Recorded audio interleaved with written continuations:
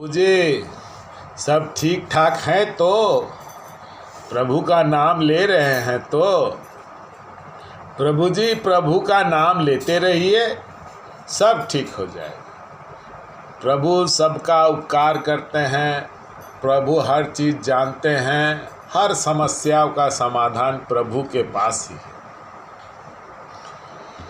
प्रभु जी आज हम लोग फिर बात करेंगे नाद पे। मैंने पिछले वीडियो में आपको बताया था कि नाद के किन धुन को सुनना है। झिंगुर की आवाज़, सन्नाटे की आवाज़, सीटी की आवाज़, टायर की आवाज़, अनहद की बाहरी आवाज़ है, इन्हें नहीं सुनना है। घंटे की आवाज़, शंख की आवाज़, ऐसी आवाज़ आएगी जो बहुत दूर से आ रही है, वही आवाज़ नाद की आवाज़ है और वह बहुत धीरे धीरे आएगी। तो आज हम लोग उस पर बात नहीं करते हैं। अब समझते हैं। कल मैंने बता दिया था कि नाद योग में बैठना है। नाद योग में जब साधक एक बैठता है तो उसके सामने दो समस्याएं आती हैं। सबसे पहला है विचार। विचार को किसी भी हालत से रोका नहीं जा सकता।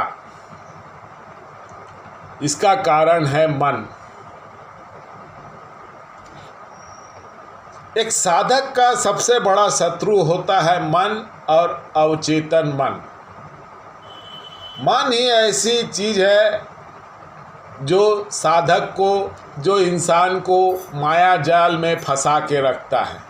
मन के कारण ही इंसान किसी भी हालत में अध्यात्म के रास्ते में नहीं जाता है और दुनिया भर की क्रियाएं करते रहता है। वह मन किसी भी तरह से एक इंसान को अध्यात्म के रास्ते में नहीं आने देता है। वह किसी भी हालत में नहीं आने देता, क्योंकि मन का सीधा कनेक्शन माया से, मन का सीधा कनेक्शन माया से है। और मन ही साधक को अध्यात्म के रास्ते में जाने से रोकता है। और जब अध्यात्म के क्रियाएं एक साधक करने लगता है तो मन ही उसके सामने इतना विचार ला देता है कि साधक को साधना करने में परेशानी होती है। इसे प्रभु जी किसी तरह रोका नहीं जा सकता और इसे जितना रोकेंगे वो उतना ही तीव्र गति से बढ़ते जाएगा। क्योंकि मंत्र जाप करने से अनहद का जाप है, अनहद का धुन को सुनने से आस्ते आस्ते मन खाली होता है। तो जितने भी भरे हुए चीज़ें, सारी जिंदगी की जितनी भरी हुई चीज़ें हैं, पूर्व जन्म की जितनी भी भरी हुई चीज़ें हैं, वह सब खाली होता है और वह विचार के रूप में साधक के सामने आता है। विचार को किसी भी तरह से रोका नहीं जा सकता, रोकने का प्रयास भी नहीं करना चाहिए। यदि आ रहा है तो उसे आने दीजिए, उसे रोकिए मत। आस्ते आस्ते आस्ते आस्ते देखिएगा वो खाली हो जाएगा। यही कारण है कि बोला जाता है मंत्र जाप करो। जितना मंत्र जाप करेंगे मन का स्थान खाली होगा और वहाँ से विचार आस्ते आस्ते कम होंगे। और एक स्थिति ऐसी आएगी जब विचार प्राय खत्म हो जाएंगे, क्योंकि वह जगह उसका पूरी तरह से खत्म हो गया। अध्यात्म के रास्ते में साधक के दो सबसे बड़े शत्रु हैं। एक है मन और दूसरा है अवचेतन मन।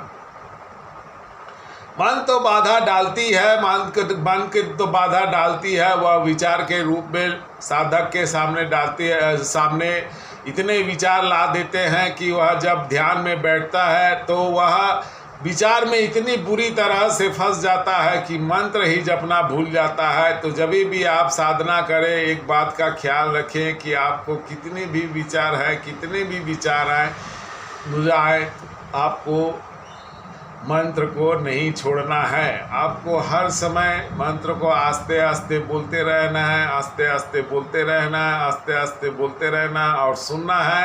लगातार बोलना है। जितना आप मंत्र बोलेंगे, जितना आप जाप जपेंगे, जितना आप अजपा जाप जपेंगे, उतना ही आपका मन खाली होगा और विचार आपके काम होंगे।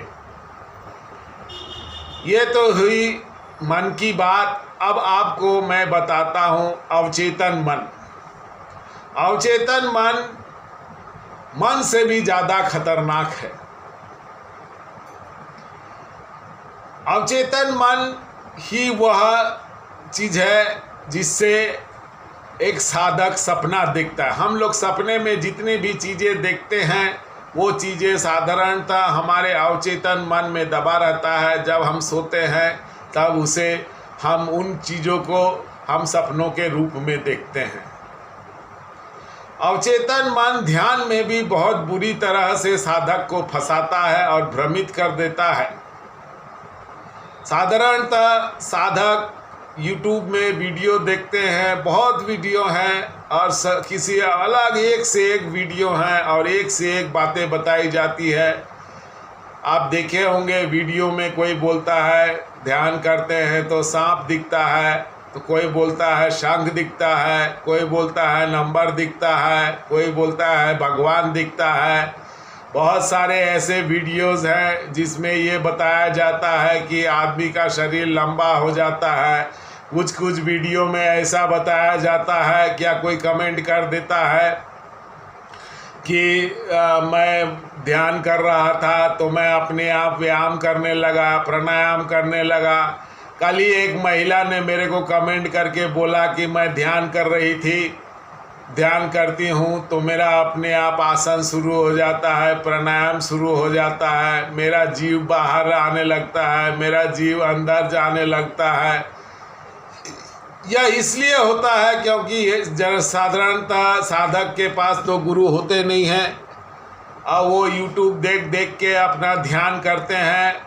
YouTube में भी सब ऐसे गुरु घंटाल हैं, एक से बढ़कर एक गपशप मारते रहते हैं। साधक तो खैर सीधे साधे आदमी है, उसे ज्ञान नहीं है, लेकिन YouTube में भी जो बोलता है वो भी इतना अवचेतन मन में फंसा हुआ है कि वह इन सब चीज़ों का बहुत अच्छे से बखान करता है। आप देखे होंगे बोलते हैं शंख दिखता है, फलान दिखता है, ढिकान, ये सब कुछ नहीं दिखता है। यदि एक आदमी के ध्यान में रहे तो आदमी को कुछ नहीं दिखता है।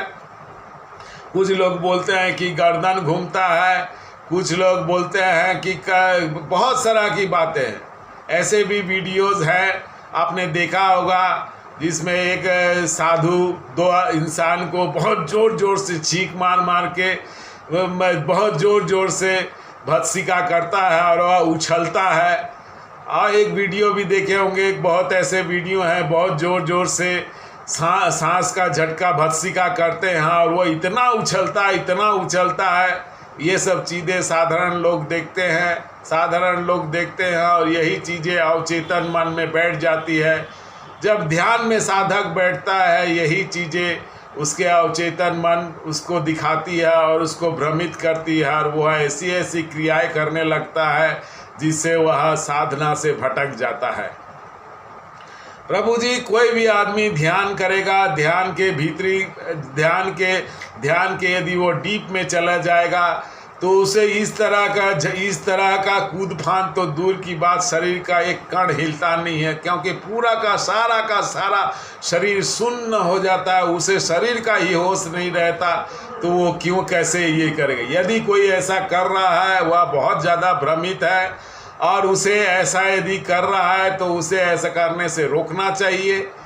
ऐसा नहीं होता है। साधना में जब साधक बैठता है तो पूरा का पूरा शरीर एकदम सुन्न हो जाता है। साधक को पता ही नहीं रहता है कि उसका शरीर है कि नहीं है। वह डीप साधना में चला जाता है तो फिर वह ऐसे ये सब क्रिया कैसे करेगा।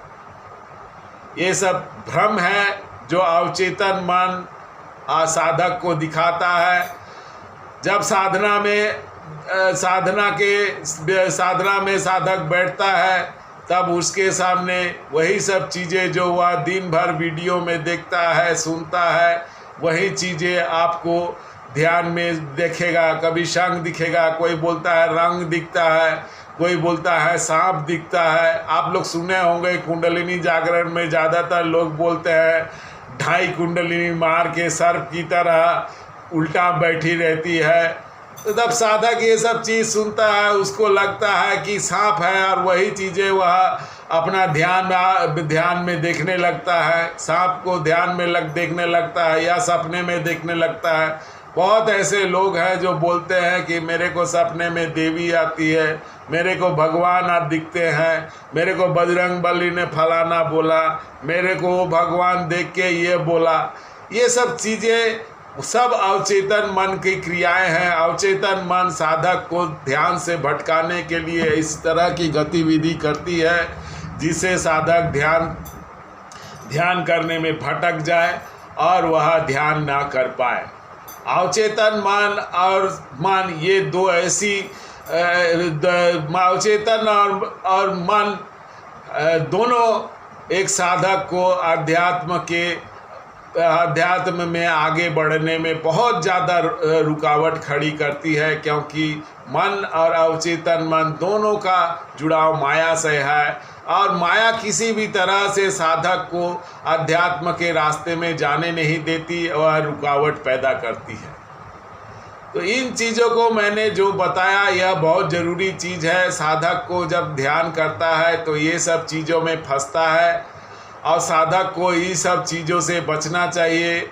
और यदि उसे ध्यान में ऐसी कुछ चीज़ें दिख रही है या ऐसी कुछ चीज़ें हरकतें हो रही है तो उसे समझ जाना चाहिए कि यह मन का काम है, यह अवचेतन मन का काम है, और इससे बचना चाहिए। उसे इसको आता है आने दीजिए, आपको रोकना नहीं है। उसका ज़्यादा विश्लेषण मत कीजिए, उस बारे में ना सोचिए और ये सब चीज़ों में ना पड़िए। यदि आप इन चीज़ों में ज़्यादा सोचेंगे, ज़्यादा समझेंगे तो आप फिर ध्यान के डीप में नहीं जा सकते हैं। किसी भी हालत में आपको इन सब चीज़ों को नेगलेक्ट, बहुत सारी चीज़ें आएंगी और वही चीज़ें आएंगे जिसको आपने यूट्यूब में या कहीं पर देखा होगा।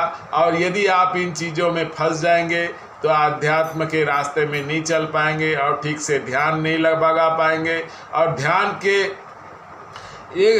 के एकदम अंदर नहीं जा पाएंगे, डीप ध्यान में नहीं जा पाएंगे, और आप असफलता आपको मिलेगी। मेरा कहने का मतलब यही था कि आपको अध्यात्म के रास्ते में दो चीज़ों से बचना है, मन और अवचेतन मन। मन आपके विचार लाएंगे और अवचेतन मन आपके अंदर भ्रम पैदा करेगी। भ्रम पैदा करने से आप ध्यान से भटक जाएंगे और ठीक से ध्यान नहीं लगा पाएंगे।